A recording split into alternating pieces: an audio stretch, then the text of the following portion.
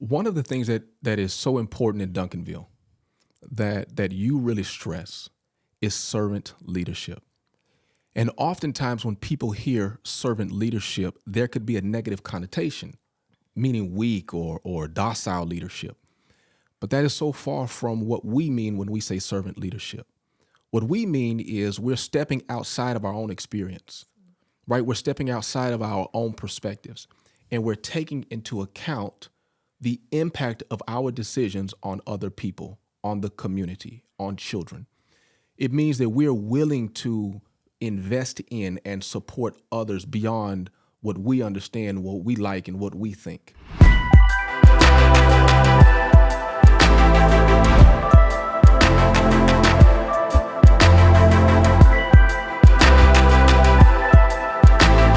Hi, my name is Dr. Marc Smith, and I'm Superintendent of Duncanville ISD, and this is my podcast, Super Intentional.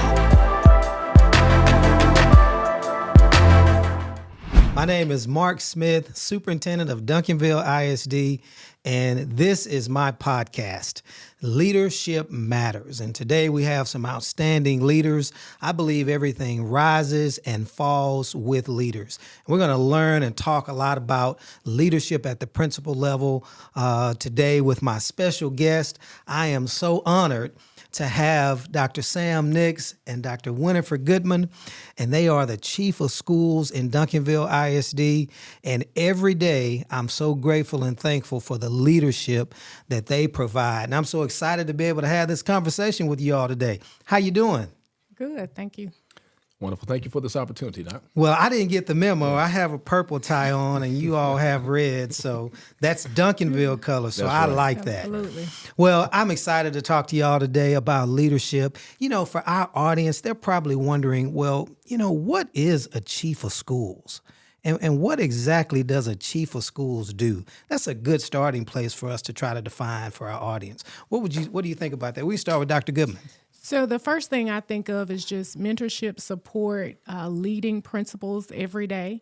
Our work mainly consists of us being on the campus, being in the work with the principals to help them meet and beat challenges as they face them, and also to get the very best out of them each and every day so that they can in turn get the best out of staff and kids. Yeah.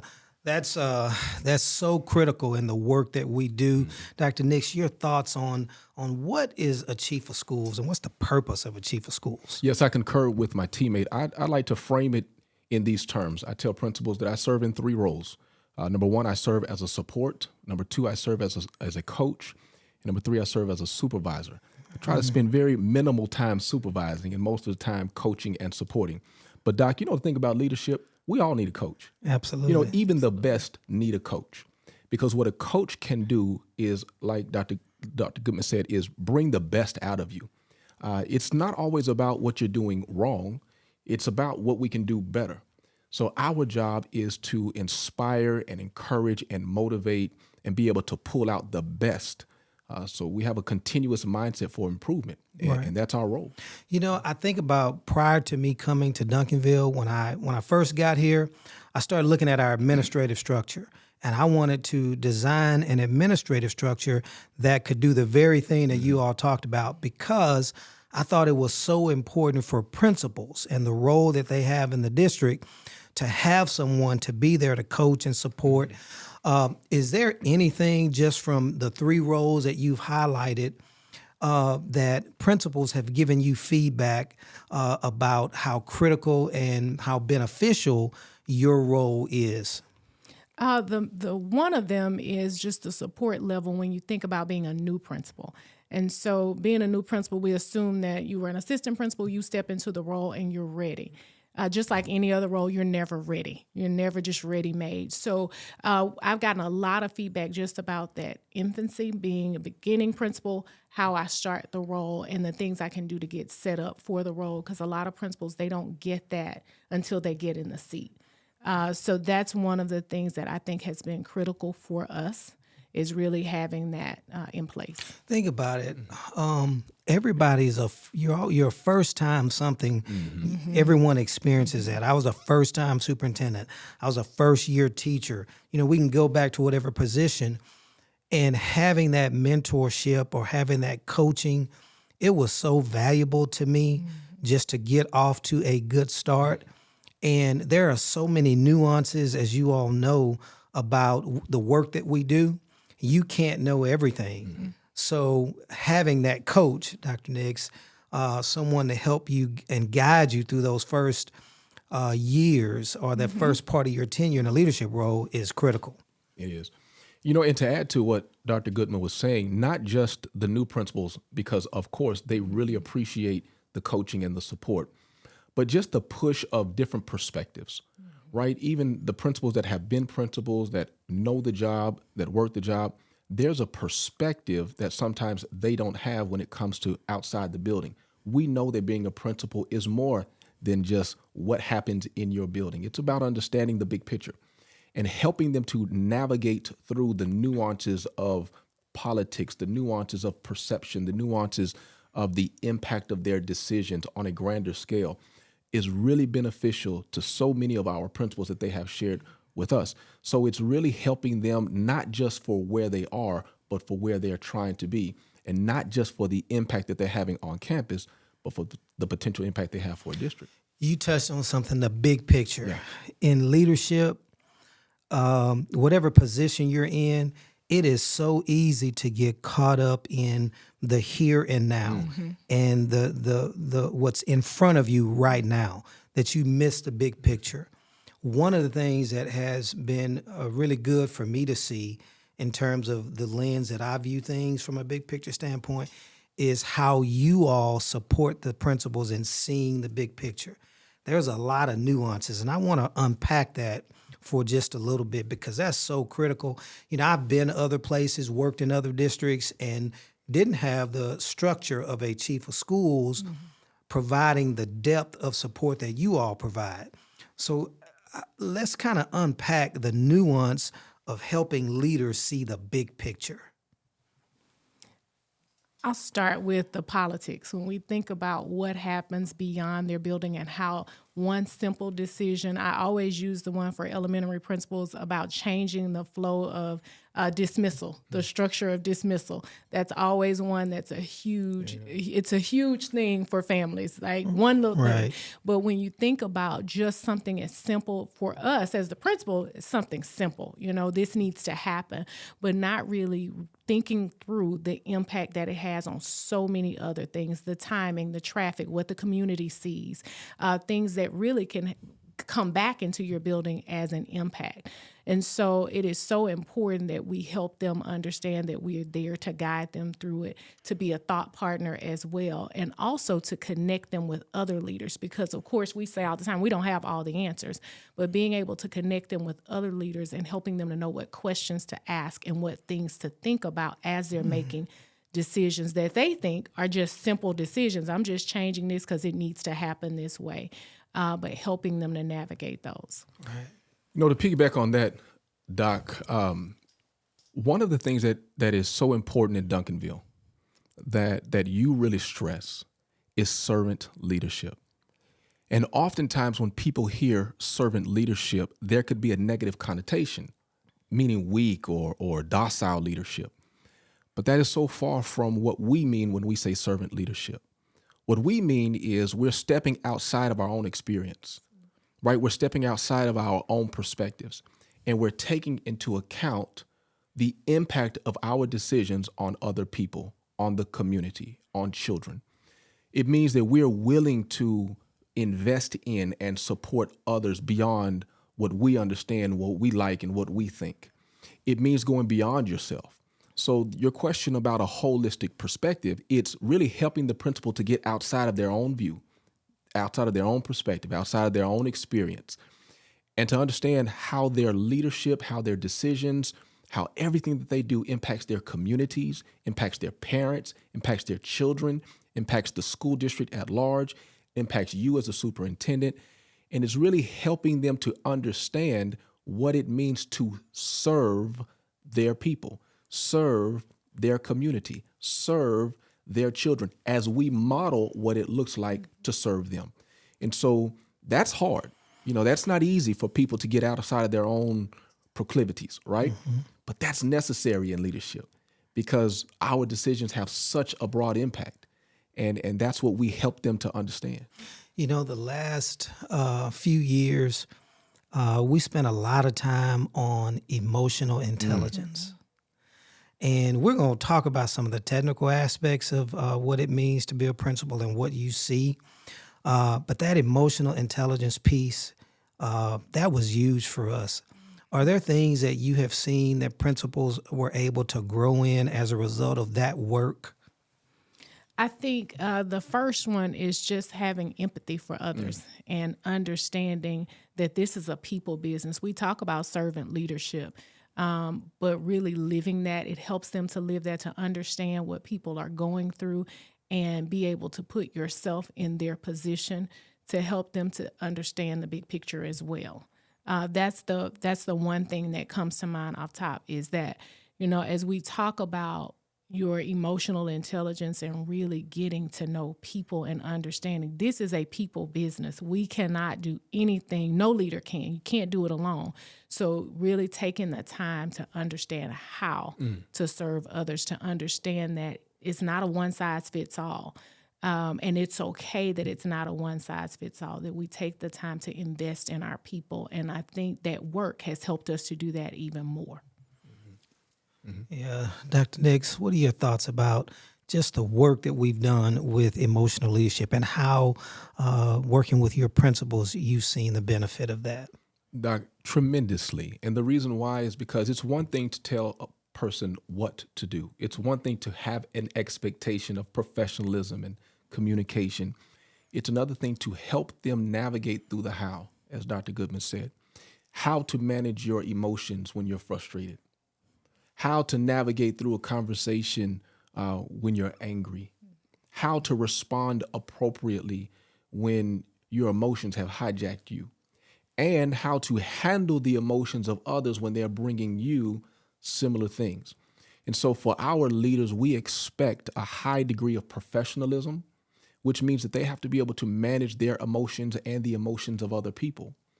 Well, what we did as a district was walk them through not just the expectation of that, but how to do that, how to calm yourself, how to get control of your emotions, how to always approach a situation in a professional manner where we're communicating effectively with the empathy that Dr. Goodman talked about. Because here's the deal. At the beginning of this session, you talked about everything rises and falls with leadership. But there's a culture piece that goes to this. They can be doing the right thing, but if they do it the wrong way, we're not going to have the outcome that we need. They can be right about a situation, but if they're dogmatic about being right, it's not going to have the outcome. So to your point, we have seen, and I have seen specifically, principals understand how to develop the skills and the talents for how to better manage their emotions and the emotions of their people and their parents and their communities. So what that results in is cultures that are more dynamic, right? More effective. Schools that are more cohesive in working towards alignment. Communities that are more supportive because they feel understood, heard, and where everyone is rowing the same way, because the principal didn't come in trying to make sure everybody understood what they knew and that they were right. I can tell you, as a superintendent, watching you all work every day, all day in that space, oh, it is so amazing. And I concur. I see the growth and development of our principals. I see them having time to pause and consider and think about the big picture. I see them, we talk about not being the firefighter, but being the fire marshal. That's right. Those are two different things. And the leader has to be the fire marshal. And so we talk about being proactive versus reactive. And that's a result of the work that you all do. We are fortunate to have you leading our principals in this work. Let's touch on a little bit about the pipeline. You know, we've invested a lot in developing principals, identifying quality candidates within our system, because we want to keep that pipeline going. And this summer, Dr. Nix, you had an opportunity to be engaged in some research centered around principles and the importance of principles. Dr. Goodman, you're going through some leadership work here at a local university, and it's a part of it is talking about principal leadership. It's hard finding good quality leaders, and we know what the research says about having a quality principal at the building level leading. If you don't have that, things are so much more difficult. What are your thoughts about just the plan and program that we have in place in developing leaders, and why it's important? Because the pipeline, people leave, they go do different things, and we got to be able to plug and play and keep moving. If you don't mind, I'd like to start by giving Dr. Goodman all the credit. And what I mean by that is, we have established a what we call an ILA process. We also have a PLA process, which is the Principal Leadership Academy and the Inspiring Leaders Academy. And what tends to happen as leaders is we do what works. So if something works, we continue to do that, although we may preach to others about continuous improvement.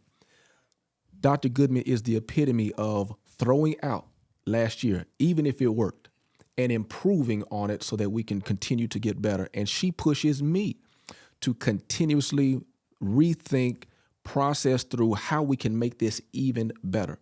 So every year that I've had the opportunity to work with Dr. Goodman on our principal development process, she has continued to not only to push the program, but to push me as to how we can make this even better and more impactful and more engaging for our leaders.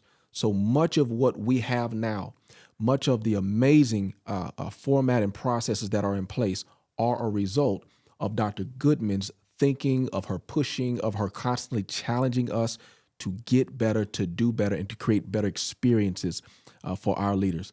Dr. Goodman, would you mind sharing just a little bit of what that looks like?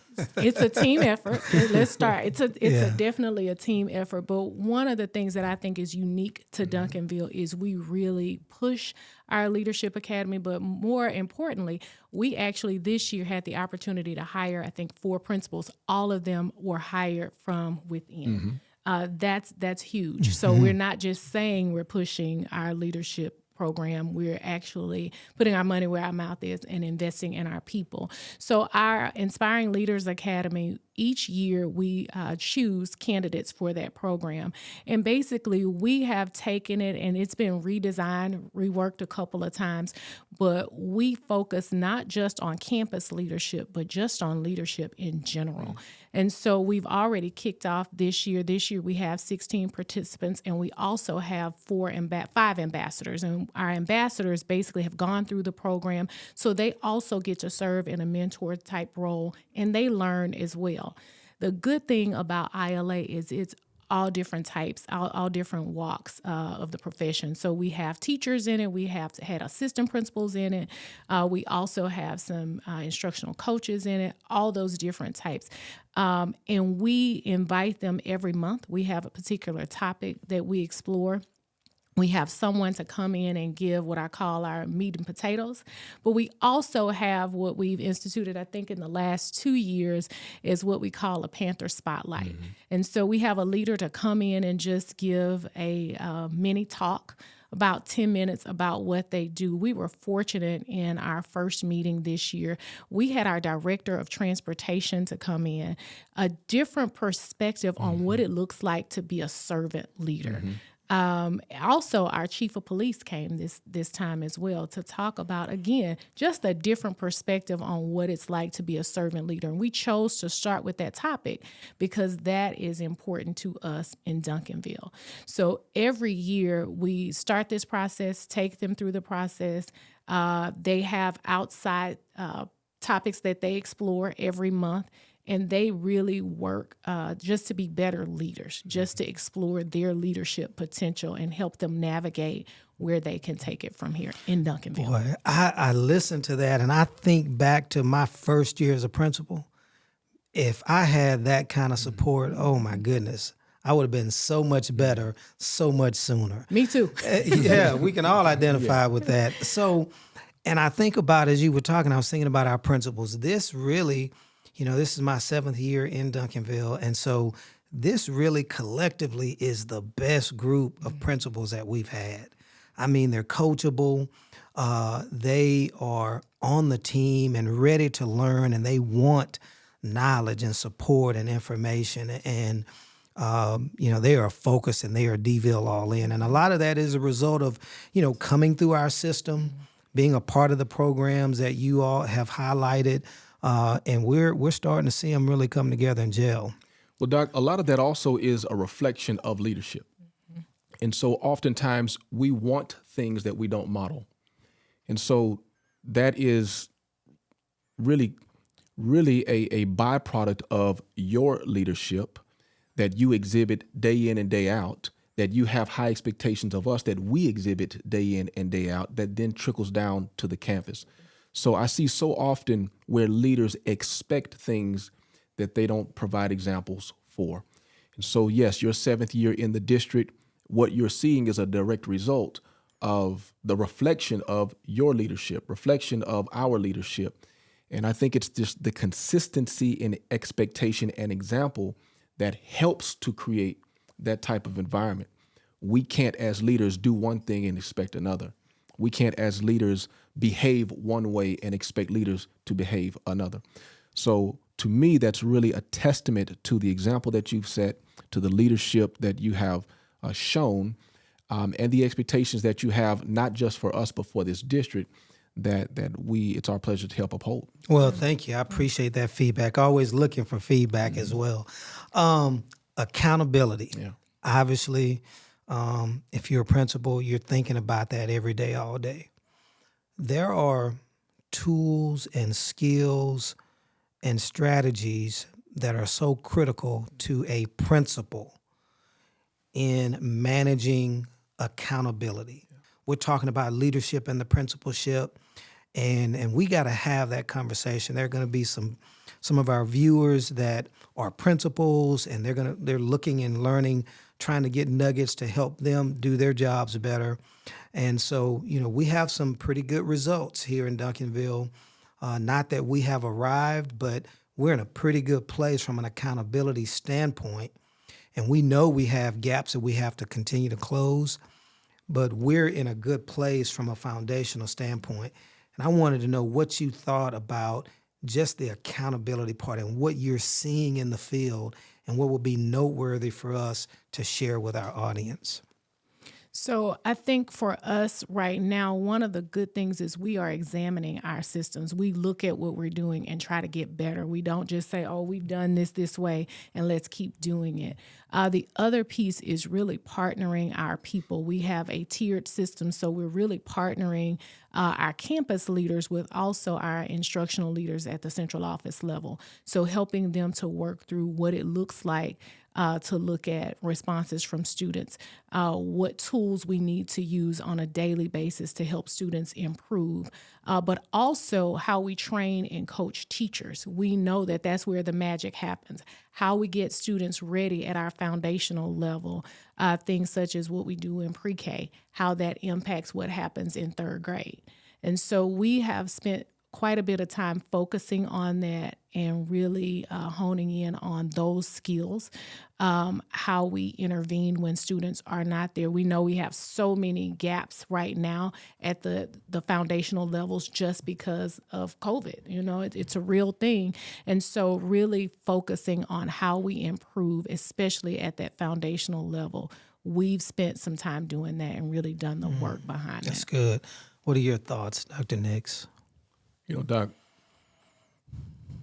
I've heard this saying many times, and that is, you have to monitor what you expect. And in Duncanville, that is not just a mantra, it's a practice. So there's very little, if anything, that Dr. Goodman and I expect from campuses that we're not monitoring. There's very little that we don't have our eye on. There's very little that we're not tracking. There's very little that we're not aware of. Not to say that we're all knowing, but we have systems in place to have command of the information that matters. We're in school to ensure that students learn. That's why we're in school. So when we talk accountability, we have to have a system in place that gives us the information that we need to ensure that students are, in fact, learning.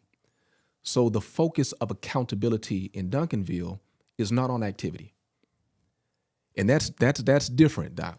It is. Because people are working hard, long hours, lots of sweat, lots of time away from family, lots of time away from hobbies and different things. And although that's admirable, that's not where our focus is. Our focus is on impact. And so it's not just the walkthroughs that matter. It's the impact of the walkthroughs. It's not just the PLCs that matters. It's how are we tracking and monitoring the impact of the PLCs. One of the things that Dr. Goodman and I do, as you can tell, we are very aligned. And that's not because we always agree. Mm-hmm. We're aligned because we made a decision to be aligned. We made a decision that my proclivity or how she feels about something has to take a back seat to what's best for kids. And so we made a commitment not to always agree, because we don't. You may hear us sometimes down the hallway, right? I do, actually. But we made a commitment to you. And we made a commitment to this district, and we made a commitment to children that if we're not aligned, then it's going to cause division in the school district. So we have to model what it looks like to be on the same page. We have to model what it looks like to hold people accountable. We have to model what it looks like to monitor and to check and to provide quality feedback. And then we ultimately have to model what it looks like to take the necessary steps when things aren't trending in the right direction. So accountability in Duncanville looks like we're going to provide such a level of support, such a level of clarity, such a level of direction, such a level of everything that you're going to need to be successful, that if you choose not to be successful, not to take advantage of that support, not to lend yourself to what's best to students, man, that's going to be a frustrating opportunity and a frustrating place, not because we're making it frustrating, but because the impact that you're having is going to be evident that it's not in alignment with what we're here to do. Yeah. And so that's our focus here. Yeah. You know, that is so powerful. We spoke recently at one of our last principals meetings about whatever the leader shines the light on, that's what's going to be magnified. And, you know, you said it so eloquently in terms of just the emphasis that we place on accountability. And, you know, we can say that word, someone would maybe characterize it as a buzzword, but it's really the work that goes on behind the scenes. And you use the word impact, and I think that's so powerful. It even really speaks to the chief of schools position, because you could have a chief of schools position, assistant superintendent, whatever you want to call it, and you can put that structure in place in a district, but it's more than just the title and the position and the structure organizationally. You got to have the impact to do all the things that you just outlined to really get the best benefit from the district. And I am so proud that, you know, we're starting to trend in the right direction because of the work that you all do, and the system is in place. And so here's the sad part of this whole deal for me. And for those of you that are that may misinterpret what I'm about to say, they are off limits. They work in Duncanville, and they're off limits. But, you know, you've done a good job of leading. And, you know, part of leadership is, you know, getting to the point to where you can expand and grow yourself. So there's going to come a day where you're going to have your own school districts and you're going to be superintendents and that sort of thing. And so if you could just take a moment to speak to the system that we've put in place, because we just talked about how you plug and play with principals. We also have to be able to plug and play at the leadership level, so that when Dr. Nix or when Dr. Goodman moves on, we got a system in place now because of the work that you all have done, that we can keep this thing moving. Okay. You know, there's a quote that comes to mind when you said that, and that is, good leaders employ, great leaders deploy. And so you spend so much time investing in, supporting, and preparing to deploy us. Not that you're trying to run us off, but you're training us to have an impact at the next level. But part of that, as you mentioned, is developing a system. And one of the things that you train us on is if there's a lack of system, there's going to be a lack of intentionality. And with the lack of intentionality becomes a lack of impact. So, Doc, to your point, it's not just about doing the work. It's about ensuring there's a system in place that the work can go on without you. One of the things that you challenge us with every other week at our Focus and Measure meetings is challenging the system. It's not just what are you doing, it's talk to me about the systematic approach that you're taking to impact what you're doing. And so at our level, it is really always calibrating to make sure that the system is the thing that is working well. So that I'm not off doing one thing, she's off doing another, so that if I were to leave, nobody knows what I was doing. Right. So, Doc, that goes to your monitoring, that goes to our collaboration, that goes to ensuring that we're clear about what we're trying to accomplish, whether it be hiring a principal, whether it be the system in place for data analysis with principals, whether it be a system in place to partnering with C&I so that we can do fidelity and calibration walks on campuses to ensure that what we're talking about at the high level is actually having an impact at the classroom level. Those are all systems that are in place that we have to make sure we're chronicling, we're always adjusting, we're always monitoring to see where it can be improved. And that's just part of the monitoring piece that you have in place that you charge us to continue to improve, that we work on. We also, and you said it all, but I'll also talk about the fact that we work so well together. And we put those systems in place so that if something falls or falls through the cracks, it's only falling through the cracks for a moment because one of us is there to say, well, what about this? We also put into place what happens each year at a particular time. We have that written down. So if someone else is stepping into the seat, they know at this time of year, we start to put out applications for ILA. They know that it's this point in the year, we start to look at assessment data. And so we've also been very intentional about what that looks like for our principals so that they know what it looks like, and been very intentional about ensuring that we are always in lockstep. Right. That was very, Dr. Nick said it earlier, we made a choice to do that. We talked about that when I first, Dr. Nix, of course, was already a chief of schools when I came into the role, but we talked about that up front, that we wanted to be sure that whatever we're doing, we're in lockstep because it helps us as a district really to rise. Right. Wow, so many awesome points that y'all have made, just confirming a lot for me about the practices that we have in place and just motivating to continue to build on all of the things that we're doing to get the results that we desire. As we wrap things up here, I want to go to each of you for a last comment.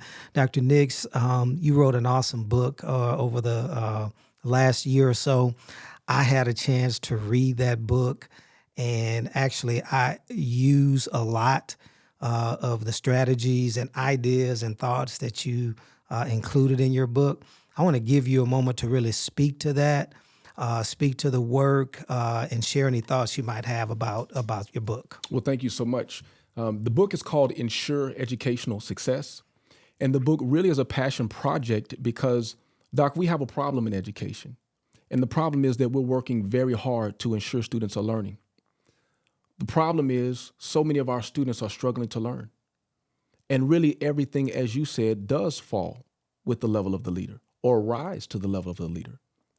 So yes, there are so many books out there that provide opportunities for leaders to improve in their practice. But Doc, I've been in this education game for almost 2 decades now. I have been successful at so many levels and have seen so many people be successful at so many levels. And there are so many things that we can, if we're more intentional about, it doesn't take $100,000 programs to improve schools. Right. It doesn't take rocket science oftentimes to get involved in things that help improve schools. There are very practical things that we can do as leaders, everyday things that we can do if we're consistent with, that will have drastic impact on student achievement. So my book outlines those things. You talked about a final thought. And one of the things that always gets me is that a leader's job is to solve problems. Absolutely. But when problems arise, we act like that's a bad day. When problems arise, I just had a bad day, or I don't know how to handle this, or so forth and so on. No, we train for this. We prepare for this.